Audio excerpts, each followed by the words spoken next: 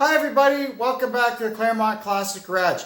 We're going to do a short little video today for everyone that owns a Ferguson TEA or TED with the standard engine in it. How you tell you have this engine? If your oil filter is on a 30-degree angle like that, you've got a British Standard engine. So let's get started. To make this as easy as possible, we've just gone ahead and removed the hood. It's 2 bolts and it's off in seconds. Now, the first thing we're going to do is, it doesn't matter how you accomplish this, we got to make sure it's not going to start. So we'll just do that. Pretty simple. And now, mucking around in here, we can't complete a circuit with this. You shouldn't be wearing this when you're working on tractors and cars. But anyway, that's another story. First thing we're going to do is get the fuel tank out of the way. So what I've done is I've opened the drain valve on the carburetor to drain this line down. So when I undo it, there's not going to be a rush of fuel coming out.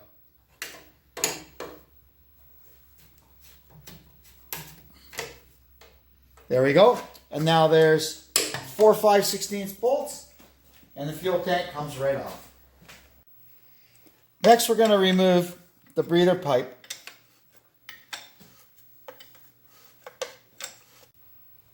Now we'll take the valve cover off. It's just held on with these two nuts. That one, the stud came out. Let's see what we get here. I think the nut's coming off on this one. Good idea before you start this to buy a new valve cover gasket. You might need it. And then we can lift the valve cover off.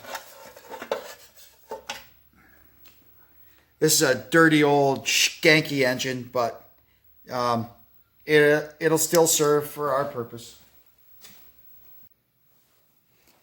All right, so the tools we're going to need are pretty simple. A 1/2-inch wrench, a screwdriver, and a feeler gauge. On this engine, we set the intakes to 10 thousandths and the exhaust to 12 thousandths. Now, first thing you're going to notice is we have a broken valve spring right there. It happens. Pretty common on these old Fergusons. They're pretty wimpy springs and they break easy. We'll deal with that later. Anyway, what I like to do is we pop the distributor cap off. This here's number 1. So we're going to turn it till the rotor is pointing there. And that'll have cylinder number 1 at top dead center firing. And then we can adjust the valves on cylinder number 1. And then we just go through the firing order, one by one. There we go. So these should both be loose, see? Good. So let's see what we've got. First we'll check the exhaust. Now, to identify the valves, you just follow the manifold. Just line up the ports. So there's an exhaust port, exhaust port, exhaust, exhaust. So we've got exhaust, intake, intake, exhaust, exhaust, intake, intake, exhaust. Pretty simple. So let's see what we've got here. First we'll check the exhaust. It's good. The intake.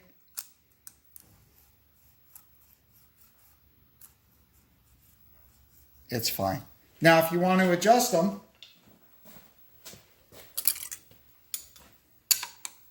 you hold that and you release the jam nut. And now you can turn that adjuster and you can adjust the valve. Now, usually you put that in there and adjust it till it's a tiny bit snug. And when you tighten up the jam nut, it'll usually give you back at just that tiny bit of play that you want. Let's see. Yeah, perfect. That one's perfect. I wouldn't even touch it. So, the firing order on this thing is 1, 3, 4, 2. So we're going to turn it till the rotor's pointing at number 3 on the distributor cap. And we can adjust cylinder number 3. That's the generator making all the squeaky noises.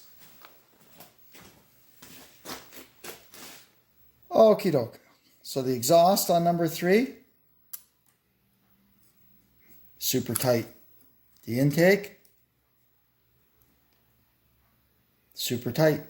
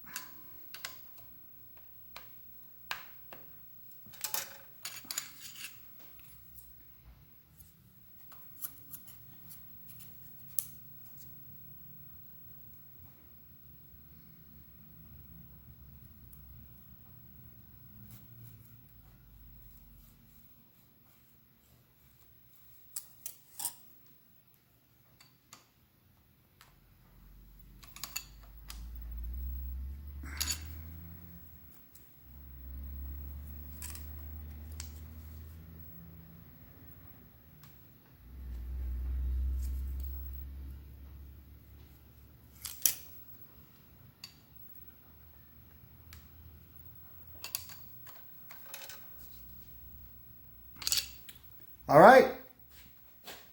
Double check them again.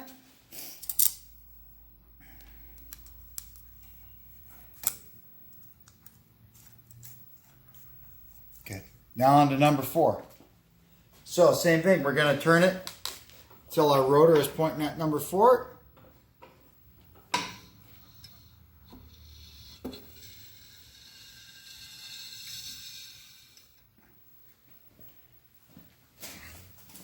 Now we can adjust number 4. It should take 2 complete rotations of the engine to do this. Tight. Tight. This might explain some of our running problems. This whole thing.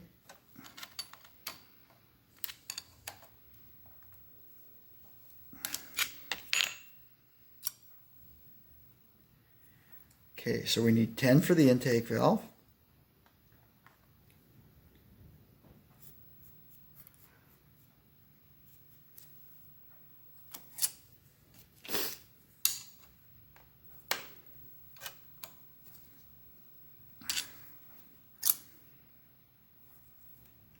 Man, this is a dirty old engine, eh? Yeah, good. And 12 for the exhaust.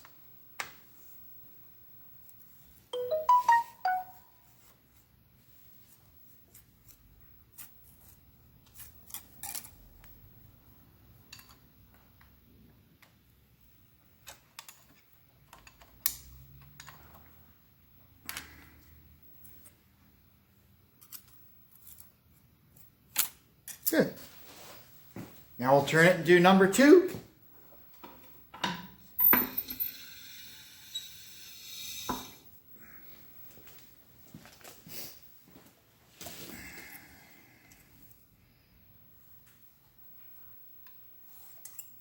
That one's really loose. And that one's really loose. That's really weird. These things are all over the place, eh? No, that's why we adjust them.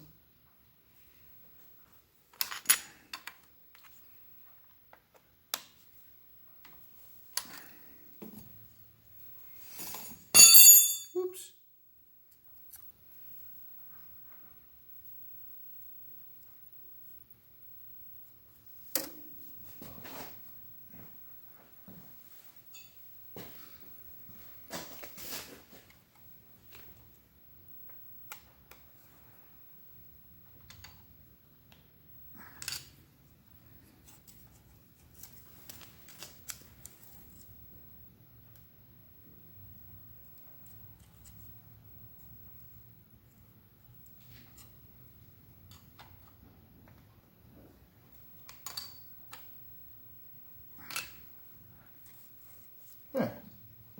Now we can go all the way around again and check it again. I'll just do number 1.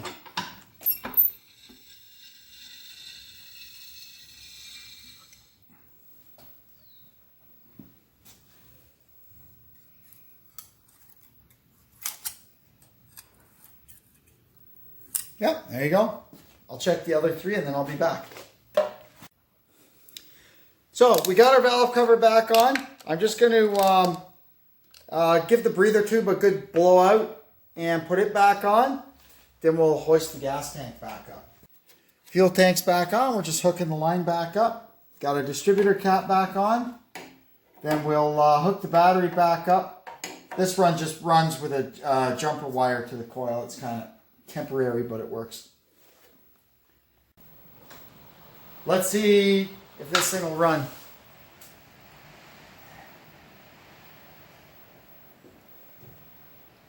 We've been having some real problems with it, with a really bad idle. It starts up, it's got lots of power, but it's got some real issues, and the vacuum gauge was bouncing around, which indicates valves.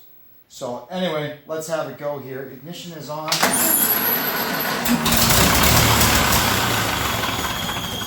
Doesn't seem to run any better today.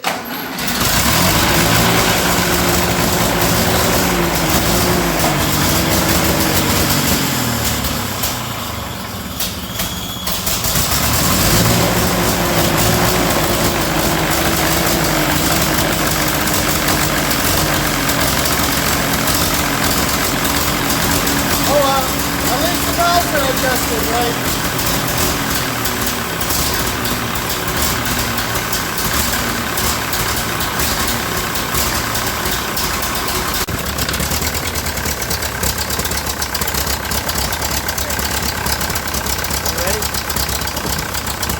Contrary to what it sounds like, it does actually run better now. I've got a massive exhaust leak over on this side. I gotta take the manifold off and see what's going on with the gasket. Maybe we're onto something here. Alright, I'm gonna go ahead and take this manifold off now. That's a little bonus to the valve adjusting video. You're gonna get manifold taking off video too.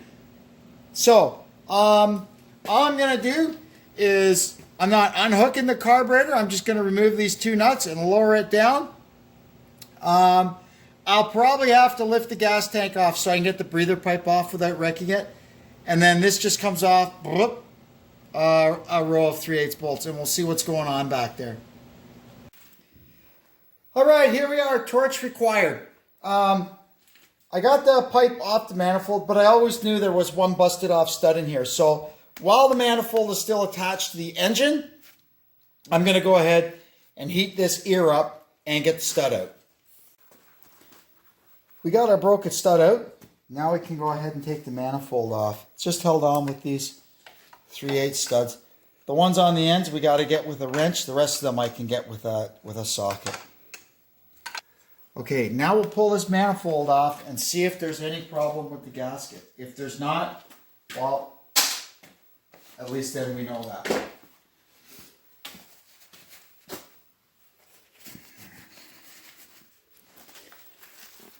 This thing has such a massive exhaust leak. So here's our gigantic exhaust leak. And that, believe me, will cause this thing to run funny because it's so close to this port. Anyway, let's get this fixed up. Hope I've got an intake gasket or a manifold gasket. I'll have to check. If not, we're going to go old school and just go casting to casting with sealant. So I managed to find some manifold gaskets so I don't have to go old school. Oh, before I put this manifold on, I just want to run a tap down that hole where that old stud was. So we got our new gaskets, we got everything cleaned up and blown out. Now we can go ahead and put our manifold back on, and we'll get it bolted down.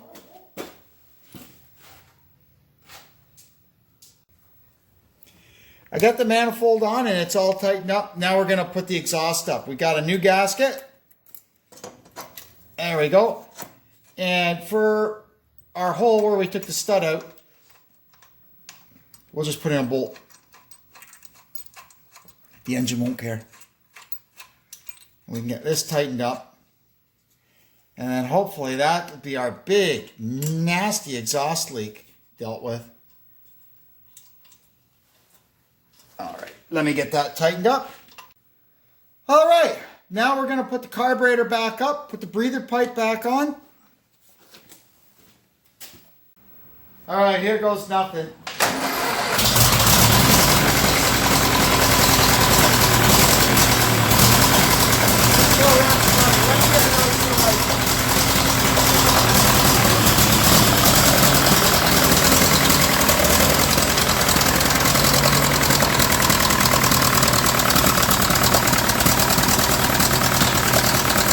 Well, we definitely got rid of our giant exhaust leak anyway.